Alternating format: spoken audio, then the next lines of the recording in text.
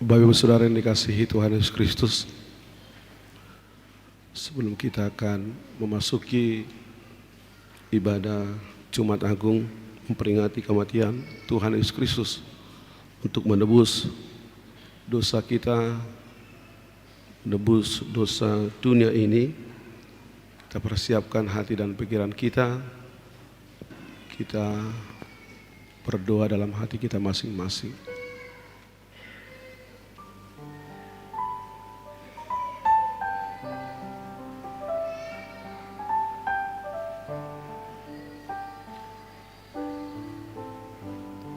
Amin. Jemaat yang dikasihi Tuhan Yesus, hari ini kita bersekutu di gereja ini untuk memperingati hari kematian Tuhan Yesus Kristus yang menjadi bukti kasih Allah yang besar bagi kita manusia berdosa. Lihatlah penghulu iman kita yang mengalami penderitaan, diejek dan dihina karena dosa dan pelanggaran kita. Kitalah seharusnya yang terkutuk karena pelanggaran kita. Tetapi semua kutuk tersebut telah dipikul Tuhan Yesus, Anak Allah, Maha Pengasih di kayu salib.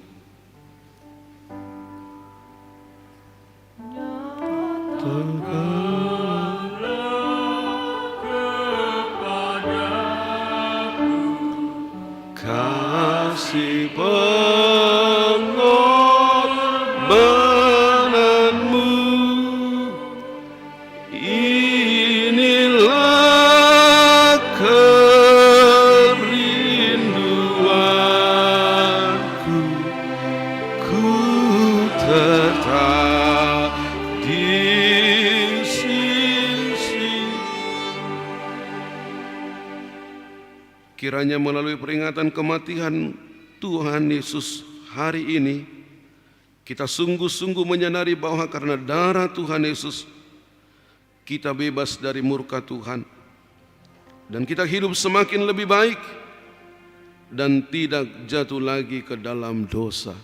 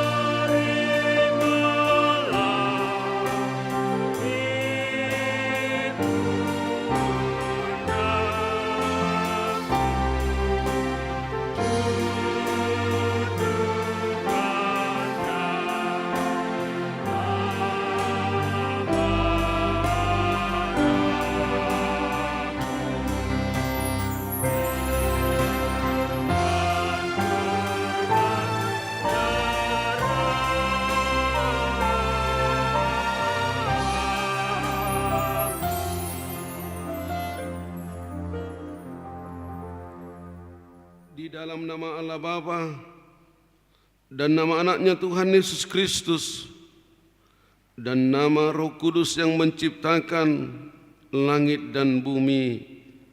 Amin. Sebab imam besar yang demikianlah yang kita perlukan, yaitu yang saleh tanpa salah, tanpa noda, yang terpisah dari orang yang berdosa, dan yang lebih tinggi menuju tingkat-tingkat surga, yang tidak seperti imam-imam besar lainnya, yang setiap hari harus mempersembahkan korban untuk dosanya sendiri, dan sesudah itu barulah dosa umatnya. Namun Kristus telah melakukannya satu kali untuk selama-lamanya, ketika ia mempersembahkan dirinya sendiri sebagai korban. Haleluya. Haleluya. Haleluya.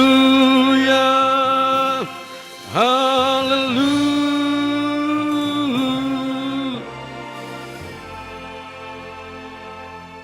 Marilah kita berdoa. Ya Bapa dan Allah kami yang Maha Pengasih bagi seluruh umat manusia, Engkau telah mengaruniakan anak-Mu Yesus Kristus Tuhan kami menderita sengsara yang mati di kayu salib, supaya kami selamat dari kuasa iblis. Ajarlah kami mengenal segala penderitaan anak-Mu, agar kami beroleh berkat pengampunan dosa dan keselamatan dari kematian yang kedua kalinya, sehingga kami memperoleh hidup yang kekal di dalam nama anak-Mu Yesus Kristus Tuhan kami. Amin.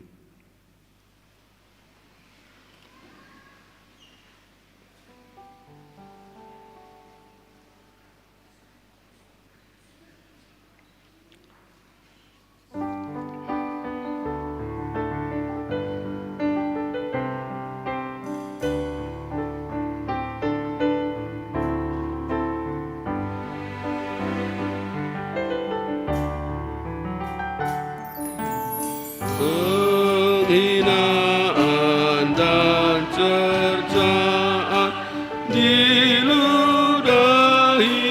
didera, fitnah talik dan tamparan kau terima semua, agar aku tak binasa dalam dosa dan neraka. Puji syukur tangki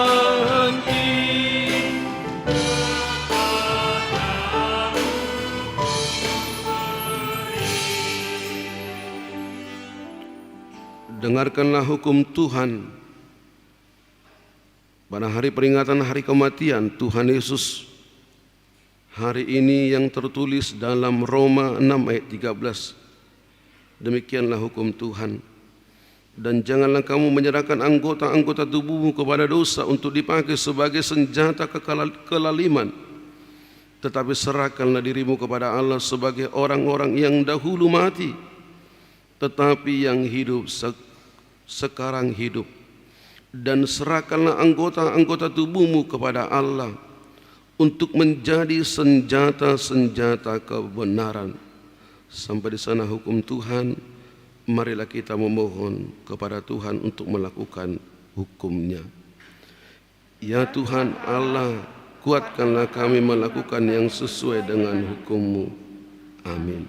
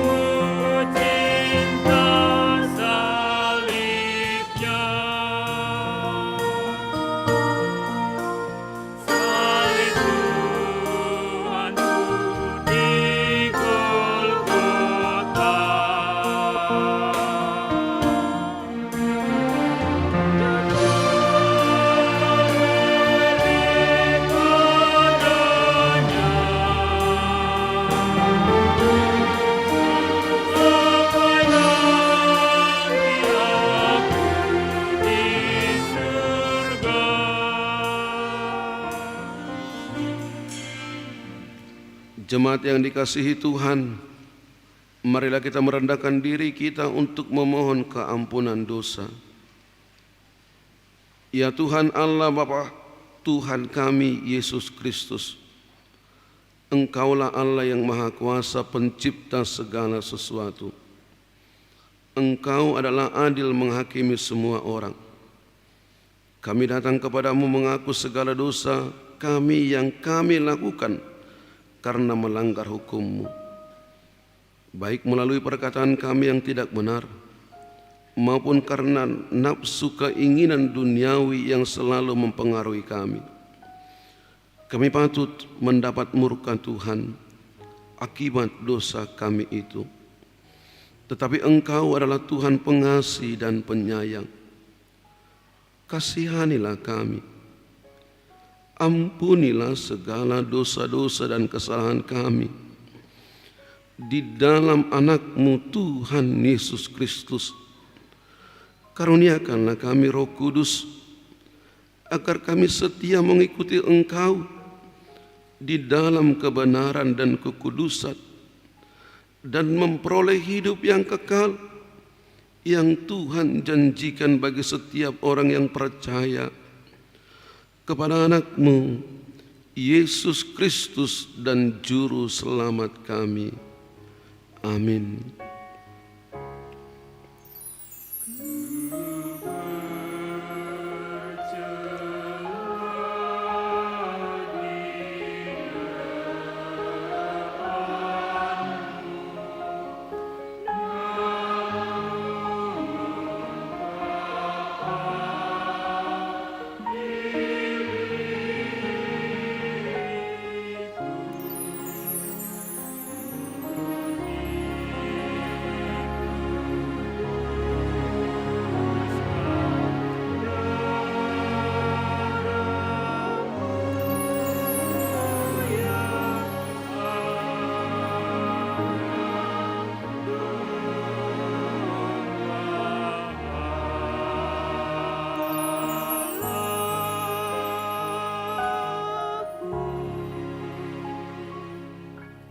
Dengarlah janji Tuhan tentang pengampunan dosa, tetapi Dia tertikam oleh karena pemberontakan kita, Dia diremukkan oleh karena kejahatan kita. Ganjaran yang mendatangkan keselamatan bagi kita ditimpakan kepadanya, dan oleh bilur-bilurnya kita menjadi sembuh. Kemuliaan bagi Allah di tempat yang maha tinggi. Amin.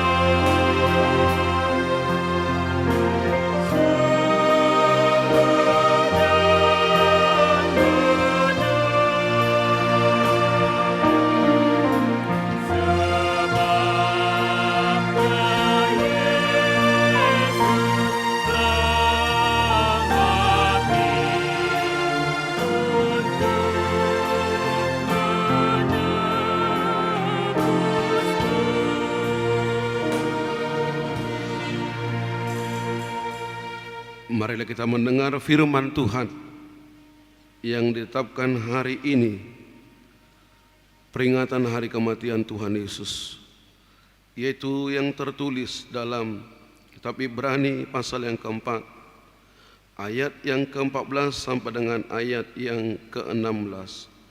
Demikian firman Tuhan. Karena kita sekarang mempunyai imam besar agung yang telah melintasi semua langit, yaitu Yesus anak Allah, baiklah kita teguh berpegang pada pengakuan iman kita. Sebab imam besar yang kita punya bukanlah imam besar yang tidak dapat turut merasakan kelemahan-kelemahan kita. Sebaliknya sama dengan kita, ia telah dicobai, hanya tidak berbuat dosa. Sebab itu, marilah kita dengan penuh keberanian menghampiri tahta kasih karunia, supaya kita menerima rahmat dan menemukan kasih karunia untuk mendapat pertolongan kita pada waktunya. Demikianlah firman Tuhan.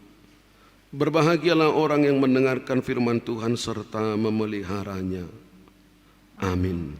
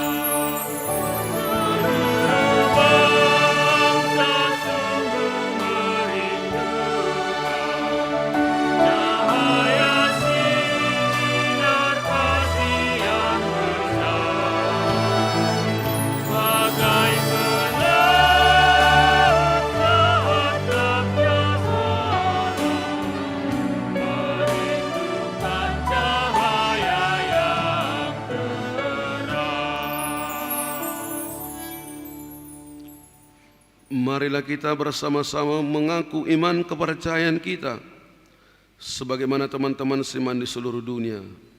Kita bersama-sama mengucapkannya. Aku percaya kepada Allah, Bapa yang Maha Kuasa, Khalik langit dan bumi. Aku percaya kepada Yesus Kristus, Anaknya yang tunggal Tuhan kita, yang dikandung daripada Roh Kudus, lahir dari anak darah Maria, yang menderita sengsara di bawah pemerintahan Pontius Pilatus, disalibkan, mati dan dikuburkan, yang turun ke dalam kerajaan maut. Pada hari yang ketiga, bangkit pula dari antara orang mati, naik ke surga, duduk di sebelah kanan Allah, Bapa yang Maha Kuasa. Dari sana akan datang kelak untuk menghakimi orang yang hidup dan yang mati. Aku percaya kepada Roh Kudus dan adanya satu gereja yang kudus, persekutuan orang kudus, pengampunan dosa, kebangkitan daging, dan hidup yang kekal. Amin. Kita akan dengarkan pemberitahuan pada pesta peringatan hari kematian Tuhan Yesus hari ini, Jumat Agung. Yang pertama, para pengumuman Nahohom. Hari ini jam 14 WIB atau jam 2 siang, gereja kita akan melakukan para pengumuman Nahohom, itu untuk mengikuti Via Dolorosa, perjalanan Tuhan Yesus di kayu salib untuk menebus dunia ini. Yang kedua, ibadah subuh atau buha-buha ijuk. Gereja kita akan melaksanakan pesta memperingati kebangkitan Tuhan Yesus atau buha-buha ijuk pada hari Minggu 17 April 2002 dimulai pukul 5 WIB sebagai peringatan akan kebangkitan Tuhan Yesus dari kematian. Yang ketiga, pesta Paskah pertama atau pesta memperingati kebangkitan Tuhan Yesus Kristus dari kematian. Pada hari Minggu 17 April 2022 gereja kita melakukan pesta Paskah atau memperingati kebangkitan Tuhan Yesus dari kematian. Ibadah di gereja kita berjalan seperti biasa, tetapi jam 10.30 yang sesungguhnya kita lakukan jam 11. Tapi karena pada tanggal 17 April 2022 gereja kita akan melaksanakan pesta puncak Parhehion Paropuan HKBP Pekanbaru, Resort Pekanbaru, maka ibadah kita akan laksanakan pukul 10.30 WIB bertempat di Sopo Godang gereja kita.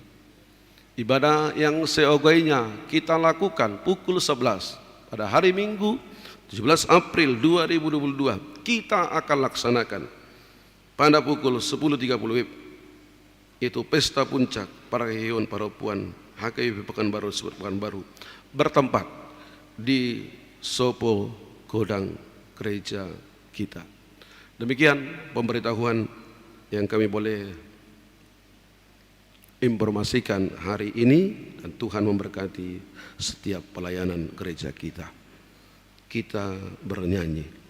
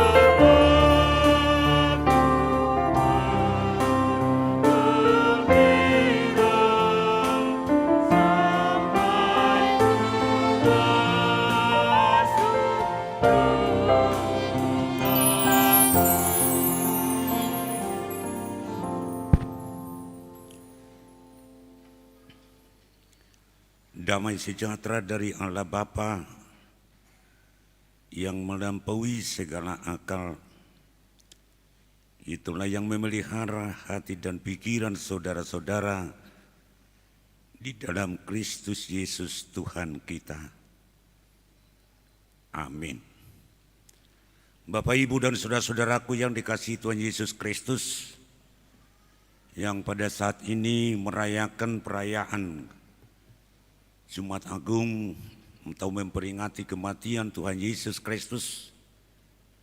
Sekarang yang ada bersekutu di tengah-tengah gereja ini dan juga saudara-saudaraku dimanapun kita berada, kita patut bersyukur kepada Tuhan bila mana kita membandingkan apa yang kita rasakan pada tahun yang lalu dengan sekarang, bahwa sekarang kita sudah agak lega sedikit walaupun kita harus terus-menerus menjaga dan memelihara protokol kesehatan dan menjaga jarak. Tetapi sungguh luar biasa, kita patut mengucapkan terima kasih pada Tuhan kita bisa merayakan Jumat Agung lebih semarak dan lebih bersemangat. Pada kesempatan yang indah ini kami sampaikan salam shalom bagi kita semua. Marilah kita memberikan hati dan pikiran kita mau disapa oleh firman Tuhan. Sebagaimana tertulis di dalam kitab Yesaya pasal 52 ayat yang 13 hingga ayat 15, beginilah firman Tuhan. Sesungguhnya hamba-Ku akan berhasil, ia akan ditinggikan, disanjung dan dimuliakan. Seperti banyak orang akan tertegun melihat dia, begitu buruk rupanya, bukan seperti manusia lagi, dan tampaknya bukan seperti anak manusia lagi. Demikianlah ia akan membuat tercengang banyak bangsa. Raja-raja akan mengatupkan mulutnya melihat dia. Sebab apa yang tidak diceritakan kepada mereka akan mereka lihat, dan apa yang tidak mereka dengar akan mereka pahami. Demikianlah firman Tuhan.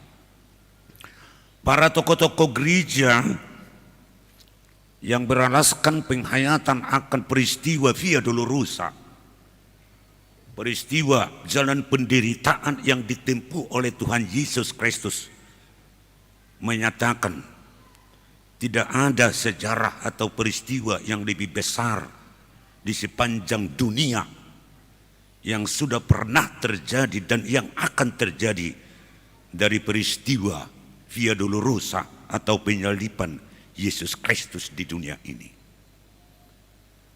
Bahwa kebesaran itu mereka nilai bukan berdasarkan ketika Yesus itu disalibkan, atau juga itu sudah pernah terjadi, yang mana bersama-sama dengan Yesus ada 2 orang yang juga disalibkan di sana. Tetapi mereka menilai kebesaran itu didasarkan kepada makna daripada peristiwa salib. Kalau selama ini bahwa salib itu dianggap menjadi kutukan bagi orang-orang penjahat, tetapi sekarang bahwa salib itu merupakan atau penderitaan Yesus itu adalah sukacita yang melahirkan keselamatan bagi dunia. Bukan hanya keselamatan manusia atau bukan hanya keselamatan orang Kristen. Sesungguhnya kalau kita membaca Alkitab dan peristiwa Via Dolorosa, bukan, tetapi dunia ini. Disitulah kebenaran daripada peristiwa atau sejarah itu. Tetapi lebih daripada itu, bahwa perubahan yang selama ini, di mana konsep perjanjian lama yang menganggap bahwa salib itu adalah kutukan bagi orang-orang yang melakukan dosa besar, orang-orang yang tidak bisa diampuni lagi, harus dihukum. Tetapi sekarang dengan peristiwa salib yang ditempuh oleh Yesus, bukan menjadi kutukan, melainkan menjadi sumber keindahan, sumber sukacita, dan sumber keselamatan. Para tokoh gereja juga menganggap itu menjadi sebesar peristiwa ini. Ibu, bapak, dan saudara-saudaraku yang dikasihi Tuhan Yesus Kristus, apa pesan bagi kita sekarang kalau kita terus mengikuti, bukan hanya merayakan dan mengingat Jumat Agung seperti ini, Tetapi beberapa kali gereja kita, saya mengikuti tiap 3 malam kita mengikuti di sini berita-berita bagaimana proses yang ditempuh oleh Yesus. Dan hingga sekarang pada puncaknya kita merayakan, tapi minimal ada 3 hal yang memberikan perubahan bagi kita. Memberikan 3 makna bagi kita. Supaya perayaan kita ini sungguh-sungguh bermakna. Bukan hanya kita menjalankan sejarah atau tradisi-tradisi gereja. Bahwa peristiwa Via Dolorosa ini jalan penderitaan yang dilakukan oleh Yesus. Mau mengajak saya untuk mengevaluasi segala kehidupan saya. Bagaimana supaya saya ini tetap terdorong dan termotivasi menjadi orang yang bersemangat dan terhibur serta kuat. Manakala saya mengalami berbagai pencobaan, manakala kita mengalami mengalami berbagai ujian-ujian yang membuat kita menderita, yang mengalami olok-olokan, mengalami hinaan, mengalami fitnaan di tengah-tengah dunia yang kita jalani ini. Tetapi kita tetap kuat terhibur. Sebab perbandingan telah dilakukan oleh Yesus sebagai teladan bagi kita. Bahwa apa yang dilakukan Yesus itu bukan semata-mata oleh karena dosa dan kesalahannya. Kita bisa mengalami penderitaan oleh karena ulah manusia. Kita bisa mengalami berbagai macam mungkin skandalon atau batu sandungan oleh karena dunia, oleh karena perilaku dan tindakan kita. Kita sedih, kita menangis, kita diolok-olok, dihina orang oleh kadang-kadang itu bisa terjadi akibat daripada perilaku dan tindakan mungkin perkataan kita bagi orang lain. Tetapi Yesus itu tidak pernah berdosa dan dia dihukum bukan karena dosa atau bukan karena perilaku. Dan ini menjadi gambaran dan dorongan bagi kita supaya kita menjadi terhibur sebagai manusia dan bukan hanya penghiburan, tetapi manakala kita menghadapi hal-hal seperti itu, kita akan bangkit dan lahir sebagai pemenang kehidupan. Jangan kalah terhadap olok-olokan. Jangan kalah sehingga menderita oleh karena kinaan dan fitnahan orang. Tidak. Yang kedua, saudara-saudaraku yang dikasihi Tuhan Yesus Kristus, kalau kita merayakan ini Jumat Agung, supaya kita tetap melalui peristiwa Via Dolorosa itu, sehingga dalam diri kita tetap terbangun pengharapan. Pengharapan yang melahirkan semangat yang baru, pengharapan yang melahirkan sukacita, pengharapan yang melahirkan antusiasme dalam perjalanan hidup kita.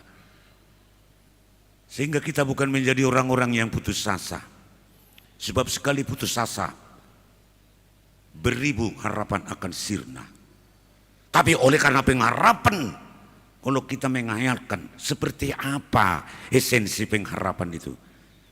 Pengharapan acap dianggap bagaikan suntikan energi ke dalam tubuh yang membuat kita menjadi orang yang bersemangat. Sekalipun kita harus berhadapan dengan berbagai kesulitan dan kesusahan-kesusahan. Tapi sekali putus asa, oleh karena tidak memiliki pengharapan, oleh karena pengharapan kalau kita mau bersyukur, oleh karena pengharapan kita bisa menikmati kebahagiaan. Karena bahagia itu bukan tanpa persoalan, saudara-saudara. Bahagia itu bukan tanpa tantangan, tapi bahagia oleh karena pengharapan kita bisa mengatasi segala persoalan dan tantangan. Siapa di antara kita yang bisa menikmati, dikatanya kita menikmati kebahagiaan. Dan siapa di antara kita, sesukses apapun manusia, pasti dia pernah mengalami kesedihan dan pernah menangis. Tidak ada orang yang sukses tidak pernah bersedih. Tidak ada orang yang sukses tidak pernah mengalami penderitaan. Tidak ada orang yang sukses yang tidak pernah mengalami kesedihan. Tidak ada. Tapi karena pengharapan yang tumbuh dalam kehidupan kita, kita menjadi pemenang dan tidak takluk terhadap berbagai faktor-faktor yang membuat kita putus asa. Salib Kristus yang bisa membangun pengharapan dalam hidup kita.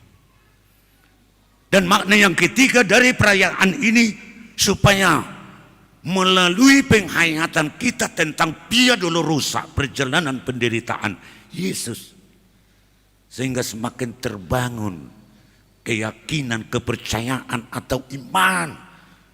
Dan iman bukan sekedar yang bisa membuat kita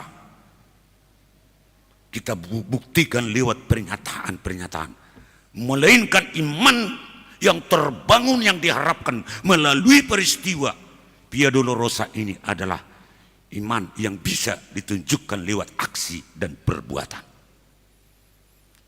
Sebab iman itu bukan hanya ungkapan, iman itu bukan hanya perkataan, iman itu bukan hanya perasaan, melainkan iman adalah aksi atau perbuatan.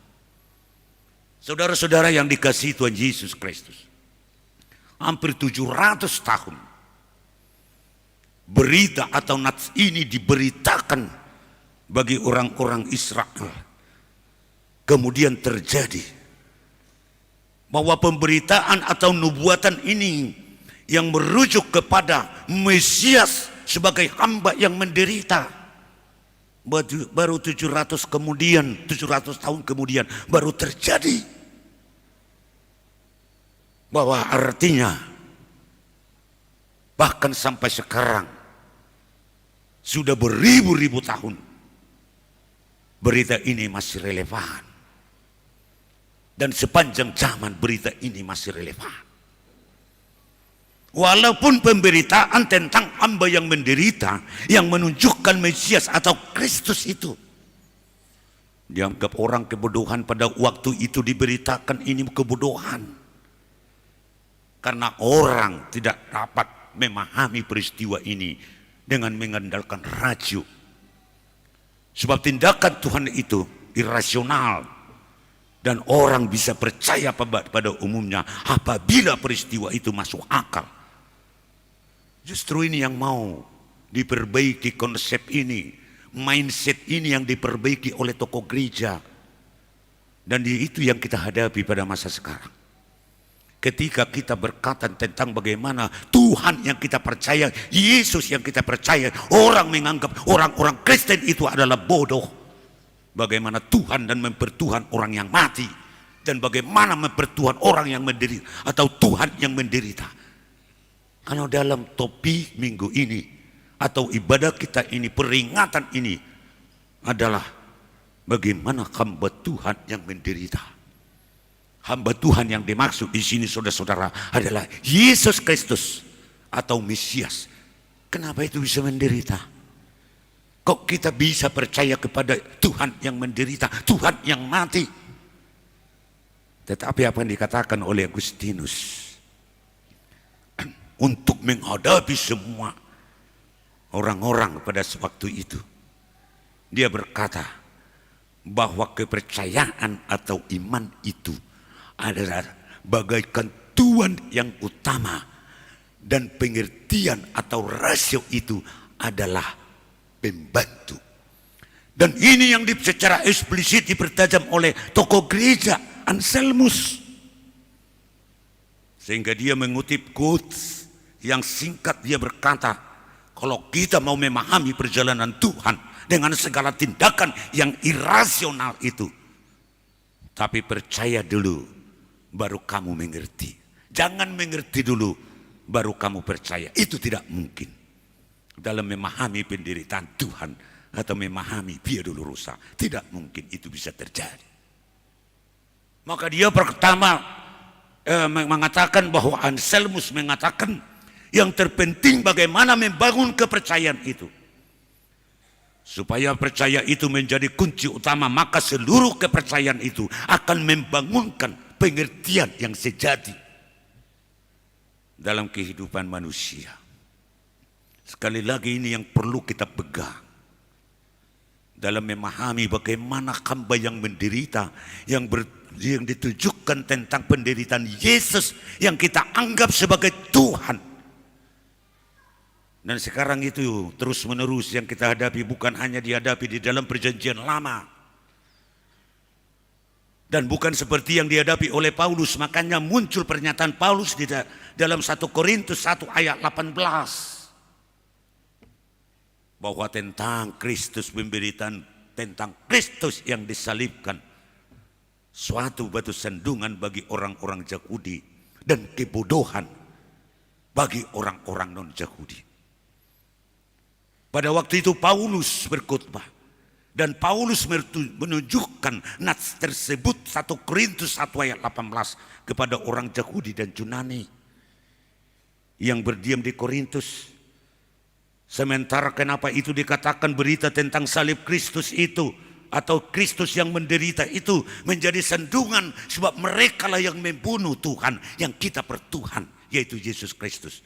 Maka mereka menganggap itu menjadi batu sandungan. Tetapi itu kebodohan bagi orang non-Yahudi yang pada waktu itu adalah kelompok Yahudi. Dan kita tahu kelompok Yunani.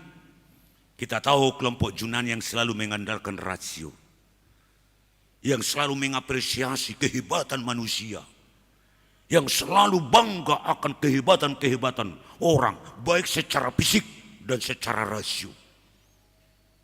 Maka di Yunani kuno selalu dipertandingkan untuk memilih orang-orang yang terbaik.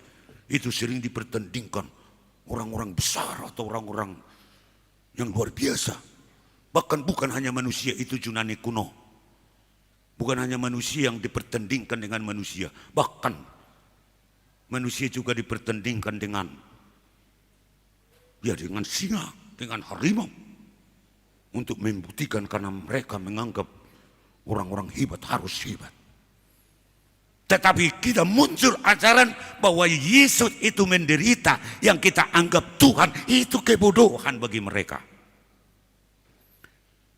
Sementara konsep mesianik yang terus berkembang pada waktu itu adalah Mesias yang lahir bagaikan pahlawan yang bisa memberikan perubahan secara radikal. Yang artinya radikal berasal dari kata radix. Perubahan radikal, perubahan dari radix yaitu akar. Bukan hanya perubahan di bagian hanya setengah-setengah, tetapi perubahan yang radikal, perubahan totalitas, mulai dari akal. Dan akar itulah yang mereka harapkan, yang akan diberikan oleh Yesus sebagai Mesias. Tapi kenyataannya, dikatakan dalam nats ini, bahkan dia begitu buruk rupa, bukan seperti manusia lagi. Dan tampaknya bukan seperti anak manusia lagi. Kenapa dikatakan buruk rupa? Mereka Yunani menganggap yang mereka percaya, yang mereka apresiasi orang-orang hebat.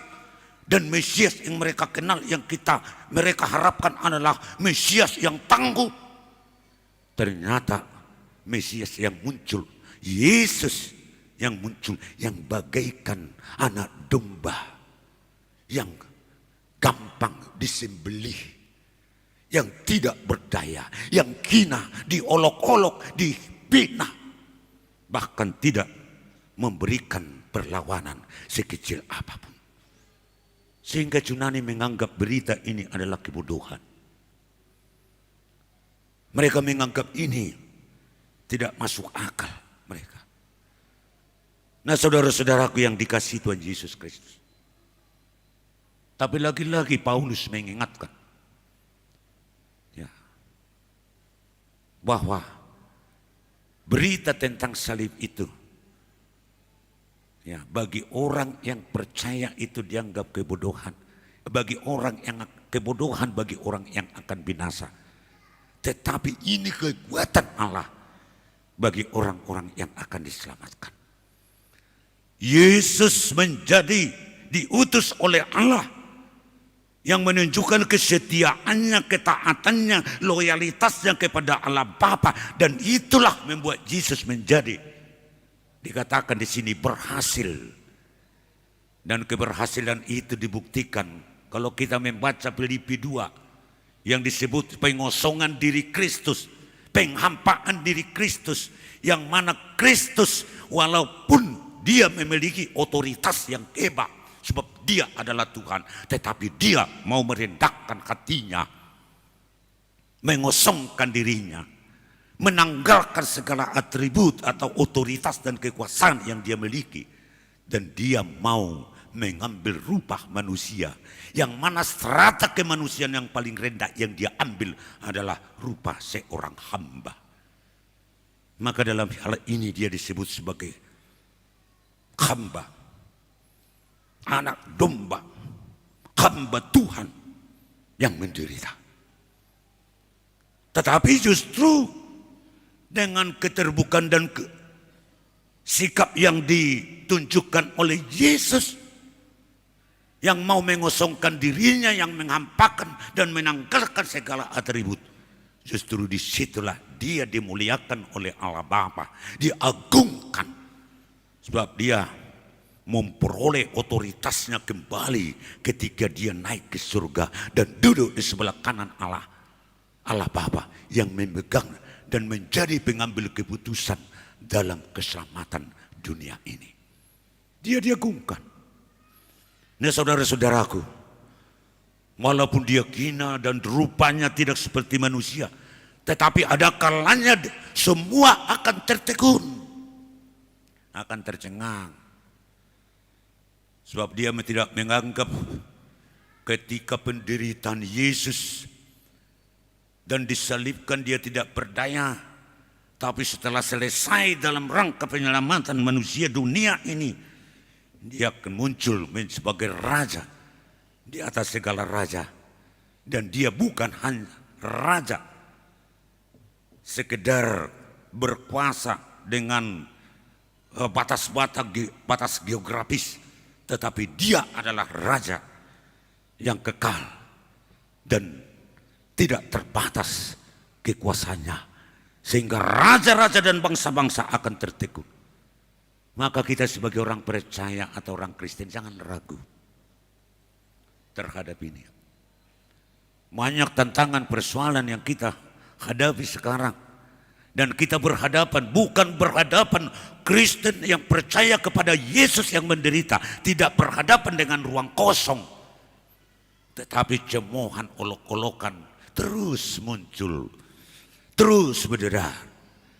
Tetapi sebagai orang yang benar-benar menghayati perjalanan Via Dolorosa dan setelah kepercayaannya telah terbangun, dia tidak akan dipengaruhi oleh cemoohan. Dan saya mau mengatakan, saudara-saudara, kita sebagai orang percaya, bukan karakteristik orang Kristen, bukan ciri khas orang Kristen menjelek-jelekkan orang, tidak. Sekalipun olok-olokan itu ada bagi kita, adalah begini, mana dianggap bodohan, kita dianggap yang tidak memiliki karena Yesus yang menderita. Tetapi orang Kristen dan menjadi pemenang kehidupan itu dibuktikan lewat bagaimana dia merespon orang lain dengan indah, dengan baik, dan berpantang mengolok-olok dan balik menyerang dan menjelek-jelekkan orang lain. Itu bukan karakteristik orang Kristen. Itu bukan ciri-ciri khas orang Kristen. Menyerang, menjelek-jelekkan agama lain, itu bukan karakteristik atau ciri khas kita. Sekalipun orang menjelek-jelekkan, mengolok-olok, tapi Yesus telah mengalami seperti itu. Dan itulah menjadi momen atau kesempatan sehingga kita semakin diagungkan seperti Yesus yang tidak melawan apa-apa, walaupun dianggap dunia adalah kebodohan. Nah, saudara-saudara, ya kebetulan sekali selama ini saya sering berkhotbah di pos-pos pelayanan yang ada di distrik ini, kalau saya berkhotbah di pos pelayanan satu jam dan 1,5 jam pun saya berkhotbah, tidak ada yang ngantuk atau berani yang ngantuk. Kenapa? Memang kalau di pos pelayanan tempat duduknya juga hanya papan tanpa sandaran, sehingga kalau ada yang ngantuk berkhotbah tanpa sandaran, saya tidak tahu terjadi apa-apa, kan begitu. Tapi di sini kan enak, tempat duduknya enak, hasilnya enak dan indah. Memang ini seperti enak juga ini ngantuk, kan begitu. Jadi saya teringat waktu di gereja kami dulu, waktu di kampung. Kalau dikatakan dulu orang datang bergereja dan ini ulah iblis, ya, mengganggu kita. Ini juga bagian daripada olok-olokan mempengaruhi kita. Kalau di kampung saya selalu dikatakan RHS. Kalau bergereja RHS, R-nya rotu gereja, hanya hudul di gereja, S-nya sernep di gereja, kan kira-kira begitu. Dan sekarang itu sudah berkembang seiras dengan perkembangan teknologi. Sudah ditambah RHSS. Jadi 2 S-nya. R rotu gereja, H hudul di gereja, S selfie di gereja. Selesai selfie baru sernep semua, kan kira-kira begitu. Tapi saya lihat kita bisa bertahan menjadi pemenang kehidupan sekalipun banyak persoalan dan tantangan. Lingkungan juga menjadi tantangan. Nah, dengan demikian ibu bapak dan saudara-saudara, walaupun perbuatan Tuhan dan bagaimana peristiwa Via Dolorosa itu semua dijalankan tidak masuk akal, tetapi ingatlah dan mari kita ingat apa yang dikatakan Anselmus. Jika kita percaya, jalan Tuhan akan kita pahami, sebab Roh Kudus akan mengajari kita di dalam ketidakmampuan kita memikirkan. Tapi banyak orang yang sekarang menganggap mengerti dulu baru percaya. Gimana kita mau mengerti jalan-jalan Tuhan? Gimana kita mengerti secara rasio? Bisa kita terima secara rasional karya-karya Tuhan? Tidak. Tetapi apabila kita percaya bahwa itu akan membangunkan, kepercayaan itu akan membangunkan pengertian kita yang sejati terhadap Via Dolorosa, yang melahirkan 2 hal yang patut kita tunjukkan pada hari ini. Kita sudah merayakan Via Dolorosa, maka 2 hal yang perlu kita lakukan. Sebagai orang percaya yang sudah menerima, patutlah kita bersyukur. Syukur, bahwa syukur itu bukan sekedar ungkapan. Syukur itu bukan sekedar perkataan. Tapi syukur itu, kalau dalam bahasa Ibrani dikatakan yadah, yang terdiri dari huruf mati 2, Y, Yod dalam bahasa Ibrani, dan Dalet, D, yang mana itu digambarkan bersyukur itu menggambarkan seperti tangan yang terbuka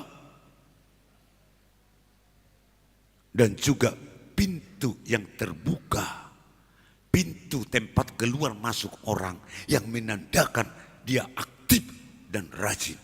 Maka orang yang bersyukur bukan hanya dinyatakan rasa syukurnya, tapi menjadi orang yang rajin melakukan kebaikan, rajin memberitakan tentang berita keselamatan, berita penderitaan yang dialami Tuhan Yesus. Rajin melakukan hal-hal yang indah di dunia ini. Sebagai orang Batak, kita dipakai oleh Tuhan. Maka saya membuat puisi, karena ini saya sering orang di daerah Lancang Kuning, sehingga saya membuat puisi tentang kita. Ya, dan inilah esensi orang Batak. Karena saya sering mendengarkan tentang kita ini selalu disudutkan. Tapi saya membuat pantun. Kapak bukan sembarangan kapak, tapi kapak bisa membelah kayu jati. Batak bukan sembarangan batak, tapi Batak rindu menciptakan damai. Amin. Dimanapun kita, itulah kebaikan yang mau kita lakukan sebagai orang yang terbuka bersyukur. Saya sangat marah, dalam arti marah tersinggung kalau ada orang berkatakan, di mana ada katak di situ ada bangau, di mana ada Batak di situ ada kacau. Saya tersinggung itu.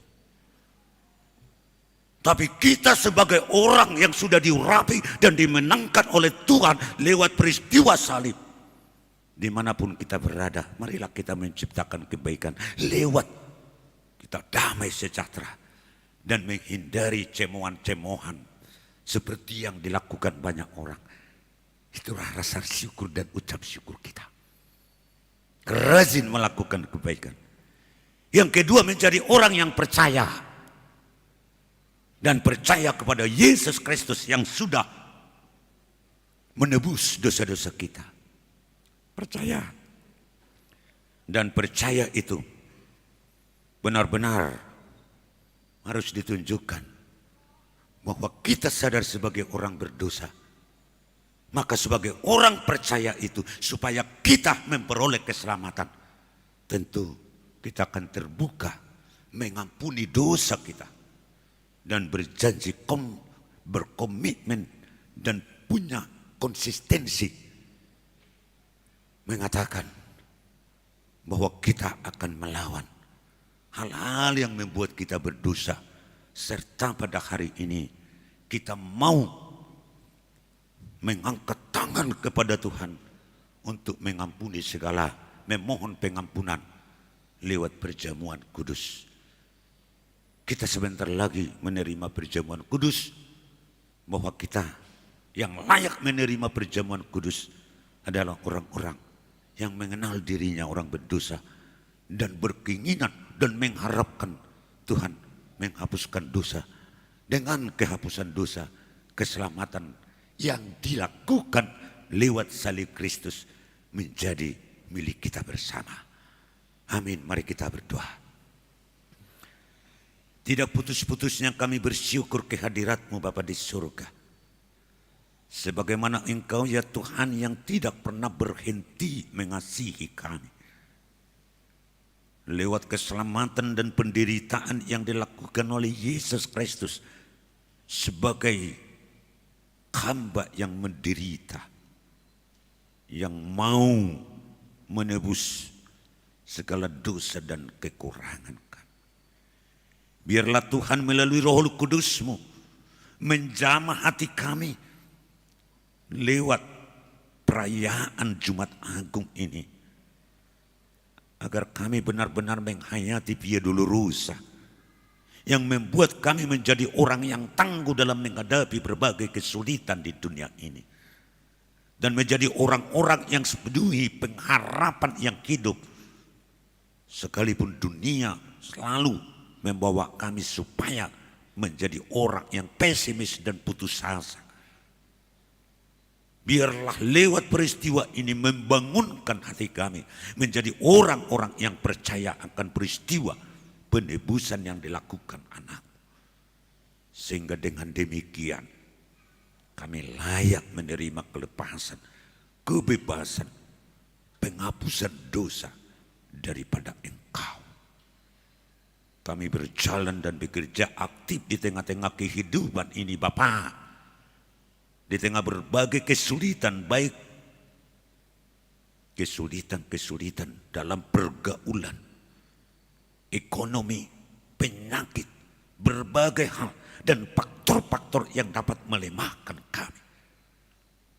Tapi karena kami sudah percaya dan sudah menghayati peristiwa Jumat Agung Via Dolorosa ini, kami akan berusaha, sebab kami sudah Engkau menangkan, dan kami akan menjadi pemenang kehidupan. Dan tidak akan terpengaruh kepada olok-olokan fitnah, hinaan, dan lain sebagainya. Bagaikan yang anak domba Allah Yesus Kristus Mesias yang sudah memberikan keteladanan bagi kami. Kuatkan kami Tuhan. Jamalah hati kami dengan Roh-Mu Kudus-Mu agar kami terbuka untuk menerima dan mau mengampuni segala dosa kami dan terbuka untuk menerima perjamuan kudus. Berkati umat-Mu ini Bapa, para hamba-Mu, anggota jemaat mulai dari anak-anak, remaja, pemuda-pemudi, dan berbagai hal, kategori, hingga lansia. Engkau ikat kami di dalam ikatan kasih yang sempurna, agar kami tetap menjadi orang-orang yang Kau berkati dan urapi, sehingga kami dapat menikmati sukacita. Terima kasih Bapa di surga, terpujilah Engkau sekarang sampai selama-lamanya. Amin. Ibu Bapak dan saudara-saudaraku yang dikasihi Tuhan Yesus Kristus, marilah kita mengangkat pujian sebagai respon kita terhadap firman Tuhan yang sudah menyapa kita. Dengan mengangkat pujian serta dengan sukacita kita memberikan persembahan.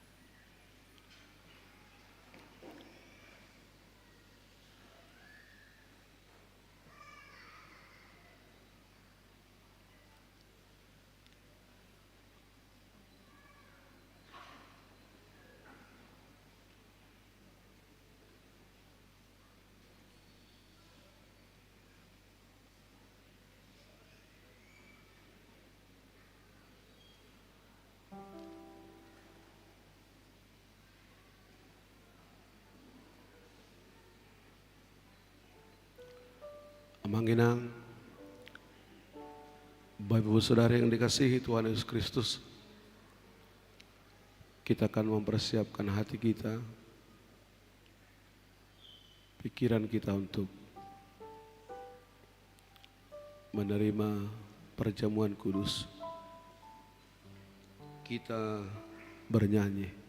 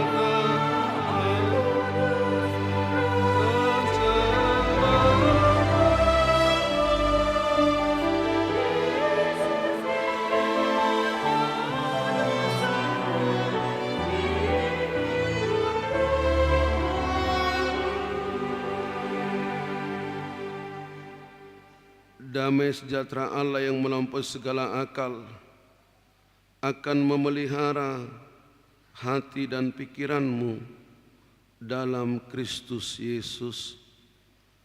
Amin. Marilah kita berdoa. Ya Tuhan Allah yang Maha Murah, Bapa kami yang ada di surga, hadirlah di tengah-tengah kami pada waktu kami menerima perjamuan-Mu yang kudus itu. Berikanlah Roh Kudus kepada kami masing-masing, agar kami percaya kepada anak-Mu, Yesus Kristus penebus kami.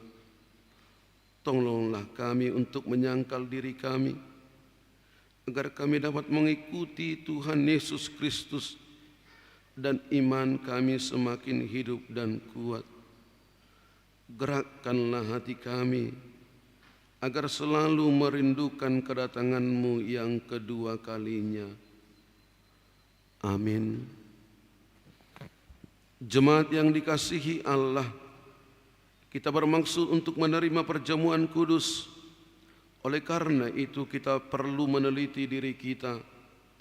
Apakah kita layak menerima perjamuan kudus itu supaya tidak seorang pun dari antara kita yang kena hukuman Allah. Sebab mereka yang layak menerima perjamuan kudus itu hanyalah orang yang menyesali segala perbuatannya yang jahat dan yang mengaku dosa-dosanya dan yang yakin akan keampunan dosa yang dianugerahkan Tuhan Yesus Kristus. Dan mereka yang menerima perjamuan kudus itu hendaknya jangan lagi melayani iblis dan harus menghindari dosa. Jauhkanlah dirimu daripada hal-hal yang jahat, dari iri hati dan kebencian. Tetapi hendaklah kamu selalu merenungkan Tuhan Yesus Kristus yang telah mati dan bangkit kembali, supaya kamu layak menerima perjamuan kudus itu. Karena itu, marilah kita meneliti diri kita masing-masing. Jawablah pertanyaan-pertanyaan ini. Yang akan menerima perjamuan kudus, kami minta untuk bangkit berdiri.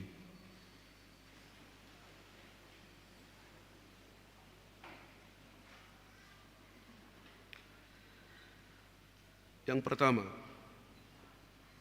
apakah engkau mengakui bahwa engkau adalah orang berdosa sejak engkau lahir? Dan karena pelanggaran-pelanggaranmu sendiri atas hukum Allah? Jika demikian, jawablah ya. Yang kedua, apa engkau menyesali dosa-dosamu dan engkau merindukan keampunannya?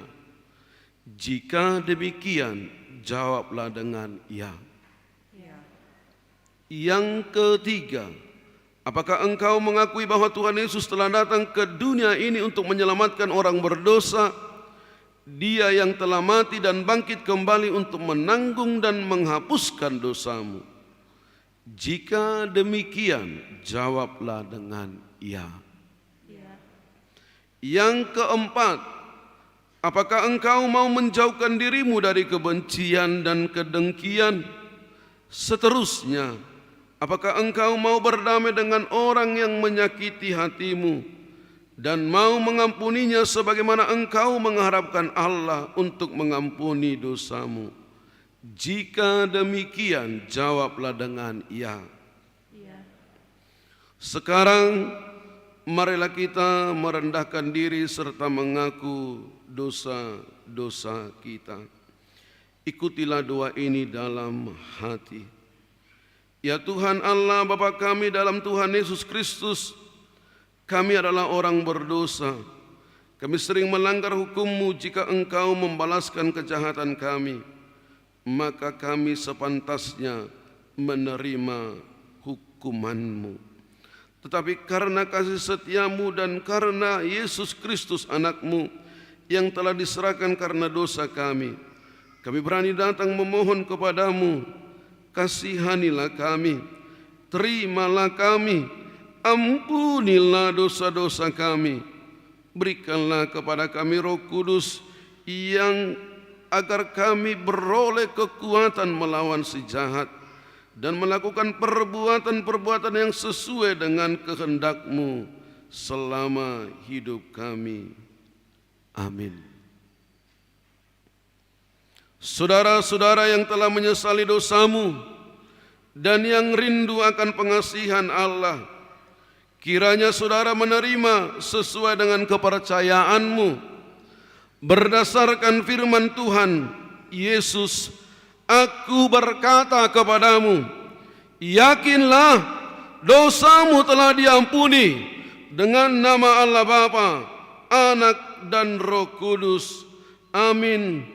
Bapa kami yang di surga, dikuduskanlah namamu, datanglah kerajaanmu, jadilah kehendakmu di bumi seperti di surga. Berikanlah kami pada hari ini makanan kami yang secukupnya, dan ampunilah kami akan kesalahan kami seperti kami juga mengampuni orang bersalah kepada kami. Dan janganlah membawa kami ke dalam pencobaan, tetapi lepaskanlah kami daripada yang jahat, karena Engkaulah yang punya kerajaan dan kuasa dan kemuliaan sampai selama-lamanya. Amin. Kita puji Tuhan, jemaat kami undang untuk duduk kembali. Kita bernyanyi nomor 152 ayat 1.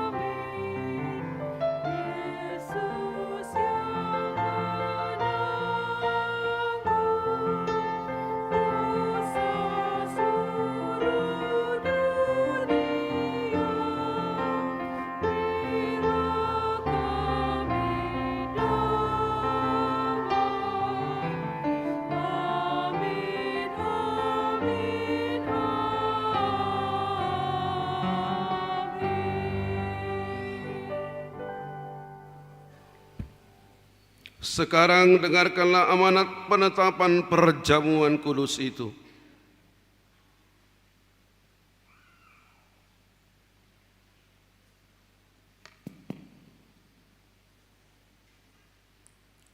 Pada malam tak kala Yesus diserahkan, Yesus mengambil roti dan setelah mengucapkan terima kasih, Dia memecah-mecahkannya lalu memberikannya kepada murid-muridnya sambil berkata, Ambillah dan makanlah, inilah tubuhku yang diserahkan kepada kamu. Perbuatlah seperti ini menjadi peringatan akan aku. Dan demikian dia mengambil cawan itu sesudah makan, lalu mengucap syukur dan berkata kepada mereka, ambillah dan minumlah. Cawan ini adalah perjanjian baru dalam namaku, yang ditumpahkan untuk keampunan dosamu. Perbuatlah seperti ini menjadi peringatan akan aku.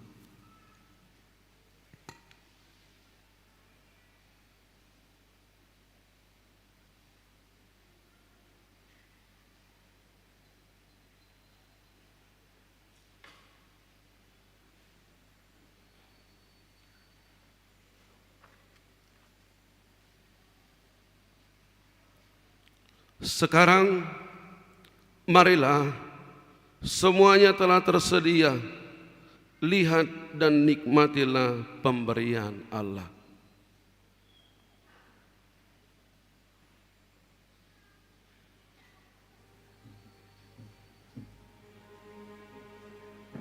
Kita bernyanyi 180.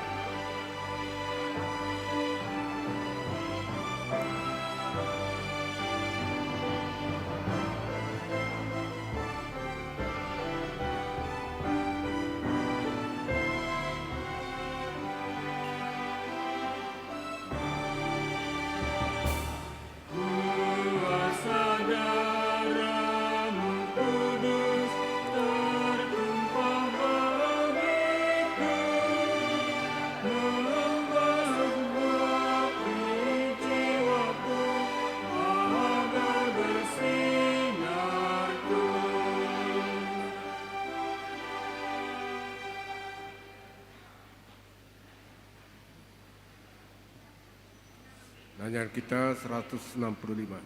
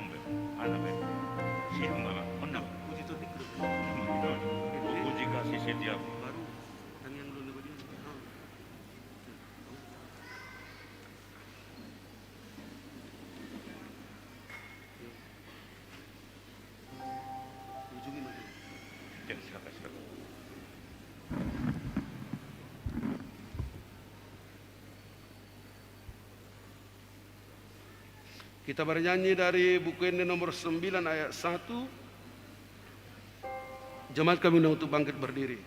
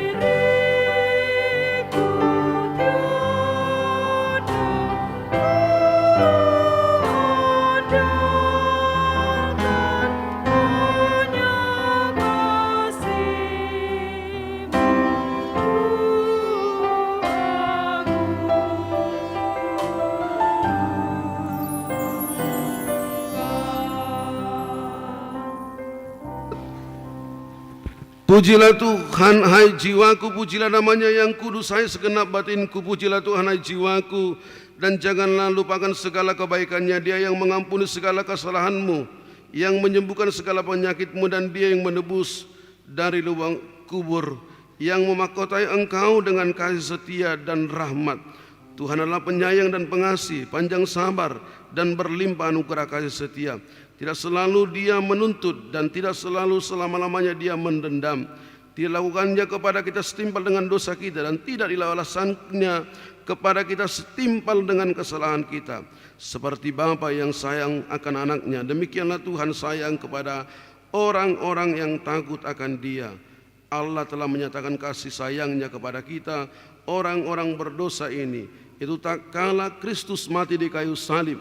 Maka terlebih lagi pada waktu itu, setelah kita dibenarkan melalui darahnya. Sebab itu mulutku dan jiwaku dan perbuatanku akan memuji Tuhan sampai selama-lamanya. Amin.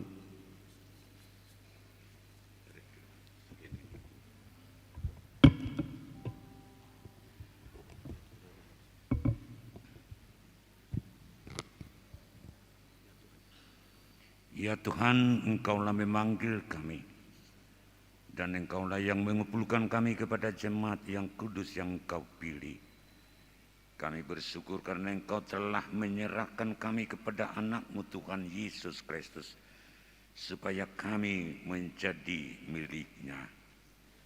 Kasihanilah kami, kuatkan dan teguhkanlah kami untuk melakukan firman-Mu, sebagai tanda syukur kami atas Tuhan Yesus bagi kami.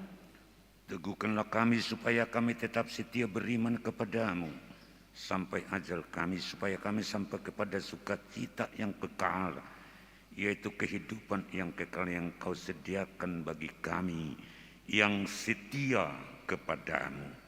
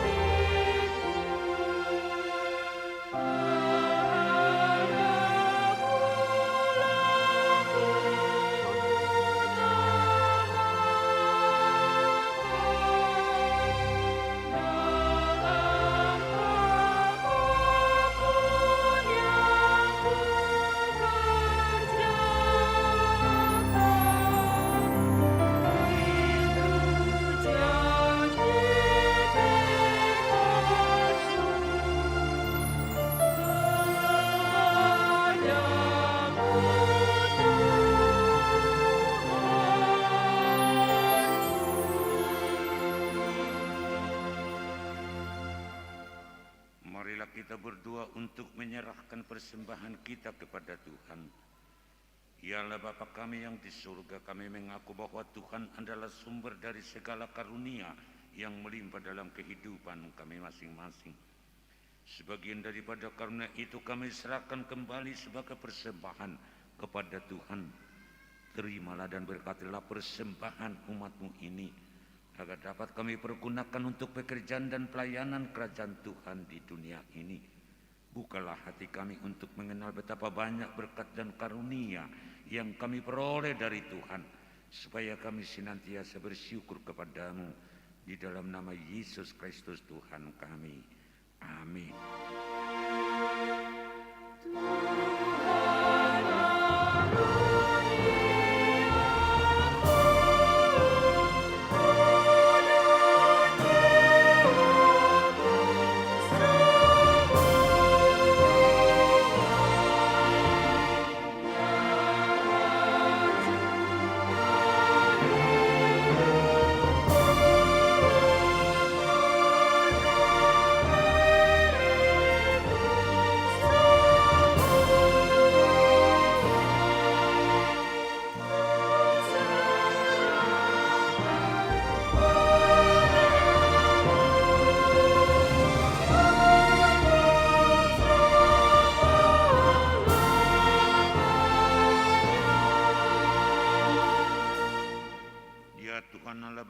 Yang bertata di atas segalanya, kasih-Mu jauh lebih besar dari kasih ibu bapa kepada anak-anaknya. Anugerah kasih-Mu tak ternilai karena anak-Mu yang tunggal Engkau utus menjadi manusia, menderita sengsara, dihina, dan disesah hingga diselipkan dan mati untuk kami. Segala hutang dosa kami telah dihapuskan dan diselamatkan dari kuasa dosa, maut dan iblis.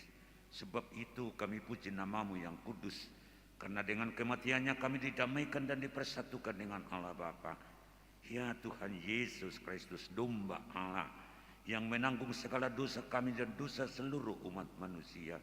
Terima kasih kepadamu dan terpujilah Engkau selama-lamanya. Peliharalah jemaatmu, Engkau tebus, dan yang Engkau satukan. Teguhkan bagi kami kemampuan dosa dan damai yang Engkau anugerahkan. Kuduskan kami agar dapat dipersatukan di dalam persekutuan yang kudus di surga. Salibkan kemanusiaan kami yang lama dengan segala keinginan yang tidak baik di dalamnya, agar kami kudus menghadap Bapa di surga. Kami berserah kepadamu dan membuka hati kami untukmu. Kami adalah milikmu dan Engkau adalah milik kami. Dan jangan biarkan kami terpisah dari sisimu. Sertai dan persatukanlah Engkau dengan kami. Kuatkanlah iman kami kepadamu agar tetap teguh sampai akhir hidup kami. Sertalah seluruh anggota jemaatmu yang memberitakan kasih dan jalan kehidupan yang Engkau perbuat. Ya Tuhan, walaupun mati ataupun hidup, Engkaulah Raja dan Tuhan kami. Kasihanilah kami, ingatkan kami di dalam kemuliaan-Mu, dan bawalah kami ke dalam kesentosaan bersama dengan Allah Bapa di surga. Amin. Bapa kami yang di surga, dikuduskanlah namamu, datanglah kerajaan-Mu, jadilah kehendak-Mu di bumi seperti di surga. Berikanlah kami pada hari ini makanan kami yang secukupnya, dan ampunilah kami akan kesalahan kami, seperti kami juga telah mengampuni orang yang bersalah kepada kami.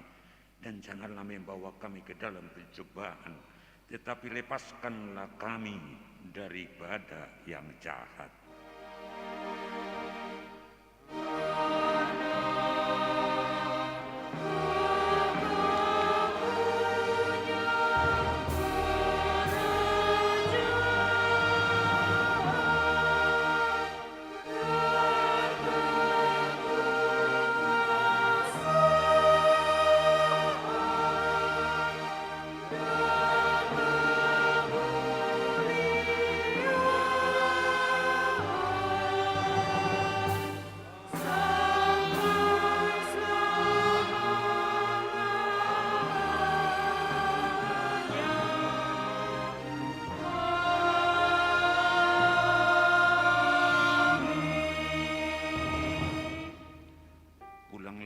Sejahtera dan terimalah berkat Tuhan.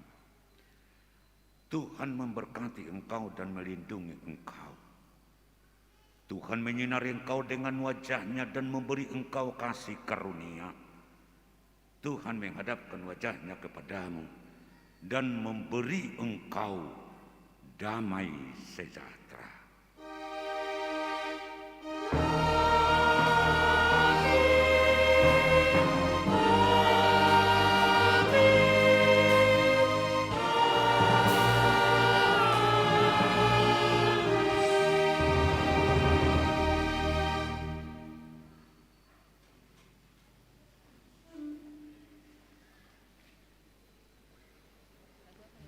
Shalom buat kita semua.